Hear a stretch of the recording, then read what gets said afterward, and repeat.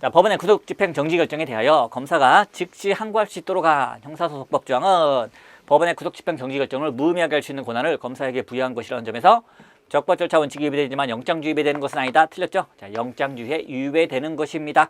그리고 영장주의에 위배되니까 당연히 적법 절차 원칙에도 위배된다. 이렇게 나오는 부분입니다. 왜냐하면 적법 절차의 원칙은 자, 모든 탄핵 심판 빼놓고는 나머지에 다 적용되는 원칙인데 그 중에서도 영장주의라는 거는요. 영장주의라는 건 형사 절차에 한해서 적용되는 부분이죠. 그래서 영장주의가 적법 절차의 특별한 원칙이에요. 그러다 보니까 요거 위반이면은 당연히 이것도 위반이죠. 벤다이어그램 이 안에 들어있으면 당연히 이 안에도 들어있는 거죠. 그렇기 때문에 영장주의 위반이다 하면은 적법 절차 원칙에도 당연히 위반이 되는 부분입니다. 그래서 결론은 영장주의 위배되고 그러면 당연히 적법 절차 원칙에도 위배된다. 여기 영장주의 위배되지 않는다 했으니까 틀린 거죠. 자, 영장주의는 그 개념을 접근하시면 되는 거죠. 영장주의는 영장을 발부할 때 법관이 발부한다.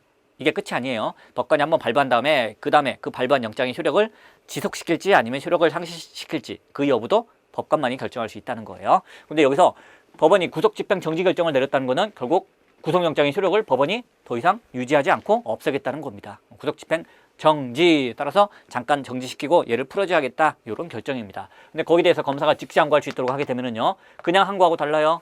자, 보통 항고가 들어오면은 그 상급법원에서 거기에 대해서 판단이 내려질 때까지 구속집행 정지 결정이 멈춰지지 않습니다. 하지만 즉시가 붙으면 즉시 항고는 특별한 규정이 없나 즉시 항고하는 순간 법원이 내린 구속집행 정지 결정이 정지돼 버립니다. 한마디로 법원이 야 구속을 계속할 필요가 없겠다. 그래서 법원에서 구속집행 정지 결정을 내렸는데 검사가 거기에 대해서 나 받아들이지 못하겠어.